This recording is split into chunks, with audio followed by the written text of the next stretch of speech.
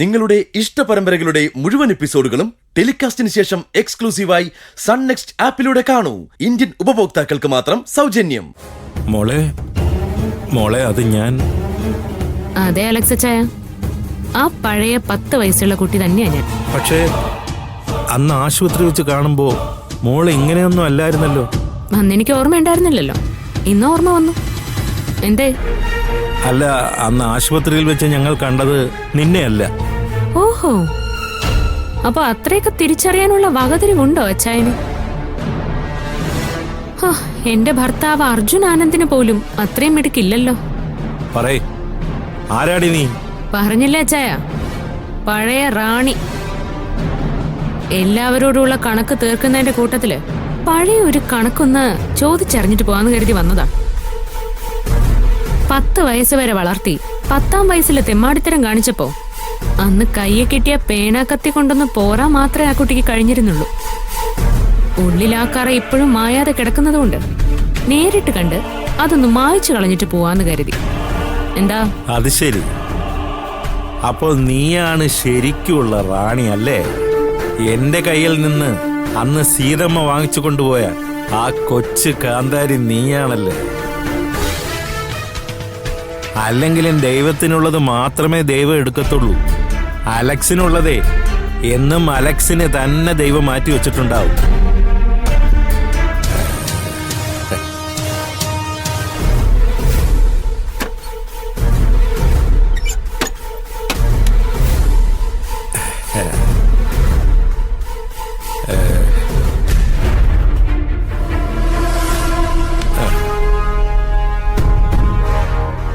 എന്താ ഇനി മോക്കറിയേണ്ടത്? ചോദിക്ക്, അല്ലെങ്കിൽ ഞാൻ തന്നെ പറഞ്ഞു തുടങ്ങാം.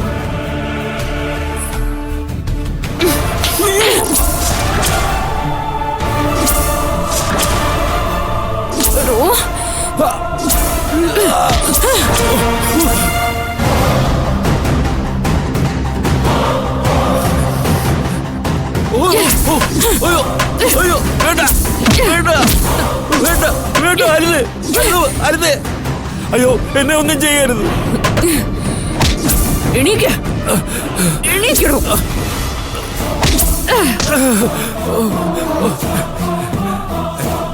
പറ, എന്താണ് ശരിക്കുള്ള എന്റെ കഥ?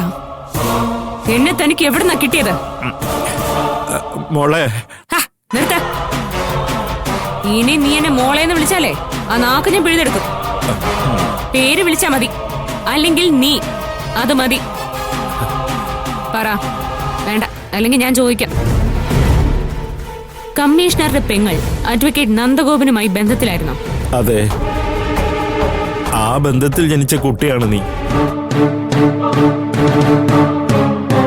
ആ കുഞ്ഞിനെ കൊന്നുകളയാൻ കമ്മീഷണർ തന്നെ ഏൽപ്പിച്ചായിരുന്നോ? അതെ. ഓ, നീ അതിനെ വളർത്തി. സ്നേഹം കൊണ്ടല്ല, പെണ്ണല്ലേ, വളർത്തിയാലും ഗുണമെന്ന് കരുതി അല്ലേടാ? എന്നോട് പൊറുക്കണം. സീതമ്മയ്ക്ക് ആ കുട്ടിയെ വിറ്റത് നീയല്ലേ? അതെ. പിന്നെന്താണ് ഉണ്ടായത്? കാലങ്ങൾക്ക് ശേഷം കമ്മീഷണറുടെ പെങ്ങൾ അഞ്ജന എന്നെ വന്ന് കണ്ടു. അവരുടെ കയ്യിൽ നിന്റെ ഫോട്ടോ ഉണ്ടായിരുന്നു. അവർക്ക് നിന്നെ കാണണമെന്ന് പറഞ്ഞു. അങ്ങനെയാ ഞാൻ സീതമ്മയെ അന്വേഷിച്ച് കണ്ടുപിടിച്ചത്. അപ്പോഴേക്കും ഏതോ വലിയ ഉദ്യോഗത്തിന് കമ്മീഷണർ നിന്നെയും കൊണ്ട് പോയെന്ന് പറഞ്ഞു. എന്നിട്ട് കമ്മീഷണർ പെങ്ങളെ ഒരിക്കൽ ഞാൻ കാണാൻ പോയപ്പോൾ അവരെ ആശുപത്രിയിലായിരുന്നു. അവിടെ വെച്ചാണ് യാദൃച്ഛികമായിട്ട് ഞങ്ങൾ എന്നെ പോലെ ഒരുത്തിയെ കണ്ടത് അല്ലേ? അതെ. അപ്പോ അവളാണ് ഇപ്പൊ കമ്മീഷണറുടെ പെങ്ങളുടെ മോളായി ആ വീട്ടിൽ കഴിയുന്നത്. അതെ. പക്ഷേ അതാരാണെന്ന് അത് താൻ അറിയണ്ട, എനിക്കറിയാം. കാര്യങ്ങളുടെ റൂട്ട് ഞാൻ ഉദ്ദേശിച്ചതുപോലെ അല്ലേന്ന് അറിയാൻ വേണ്ടിയാ ഞാൻ തന്നെ കാണാൻ വന്നത്.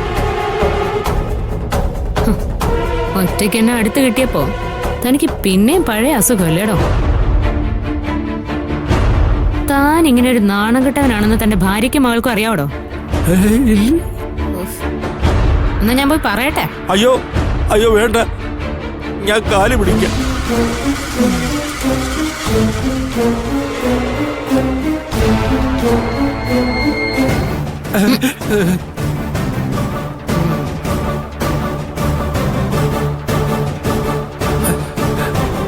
ഒരു കാര്യം ഓർമ്മിച്ചോ, ഇനി ഈ ലോകത്ത് എന്റെ ഛായയില് റാണി മാത്രമേ ഉള്ളൂ. എന്നെ പോലൊരാളെ ആശുപത്രിയിലോ മറ്റെവിടെയെങ്കിലും വെച്ചോ താൻ ഇതേവരെ കണ്ടിട്ടില്ല. കേട്ടല്ലോ?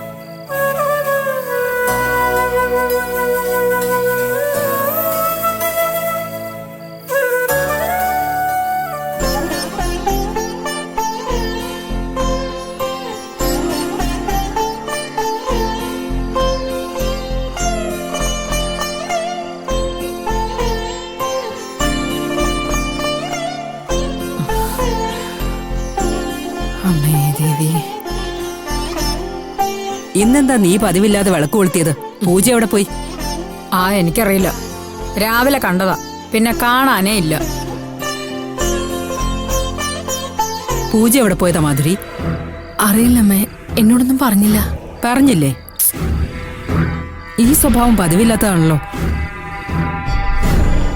കുറെ കാലമായി പതിവില്ലാത്ത സ്വഭാവം രീതിയോ പൂജയ്ക്ക്.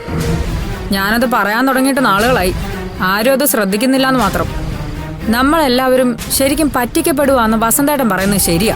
പറ്റിക്കപ്പെടേ? ആര് പറ്റിക്കുന്നു? പൂജ തന്നെ. എങ്ങനെ? അതൊന്നും എനിക്കറിയില്ല. പക്ഷെ വസന്തേട്ടൻ പറയുന്നത് പൂജയ്ക്ക് എന്തൊക്കെയോ കുഴപ്പങ്ങളുണ്ടെന്നാ. കുഴപ്പങ്ങൾ ആർക്കാ ഇല്ലാത്തത്? നിനക്കില്ലേ? വസന്തനില്ലേ? എന്തൊക്കെ സംഭവിച്ചാലും ഒന്നും ഉണ്ടായിട്ടില്ല എന്ന മട്ടിൽ പെരുമാറാൻ എനിക്കറിയില്ല. ഞാൻ എനിക്ക് തോന്നിയത് പറഞ്ഞു.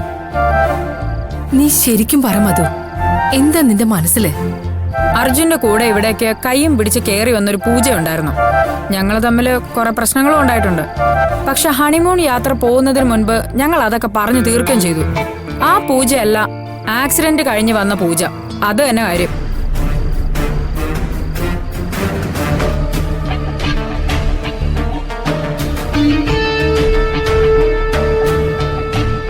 മറ്റാർക്കും മനസ്സിലായില്ലെങ്കിലും കൂടെ കിടക്കുന്നവർക്കെങ്കിലും രാപ്പനെ അറിയണം. എനിക്ക് അത്രേ ഉള്ളൂ. എന്താ കാര്യം? നിന്റെ ഭാര്യ പൂജയെ പറ്റി തന്നെയാ. അവൾക്കെന്ത് പറ്റി? അവക്കൊന്നും പറ്റിയിട്ടില്ല. ഇത്രയും നേരമായിട്ടും വീട്ടിലെത്തിയിട്ടില്ല. എവിടേക്കാണ് പോകുന്നതെന്ന് പറഞ്ഞിട്ടുമില്ല. അവള് ജീനയുടെ വീട്ടിലേക്ക് പോയിരിക്കാണല്ലോ. പിന്നെന്താ? നിനക്കത് ഉറപ്പുണ്ടോ? എന്താ ആന്റി, ഞാൻ അവളോട് സംസാരിച്ചതാ. നിനക്ക് വിശ്വാസമാണെങ്കിൽ എനിക്ക് കുഴപ്പമൊന്നുമില്ല. ശരി മോനെ, എനിക്ക് പറയാനുള്ളത്. അവള് വരട്ടെ അച്ഛമ്മേ, ഞാൻ സംസാരിക്കാം.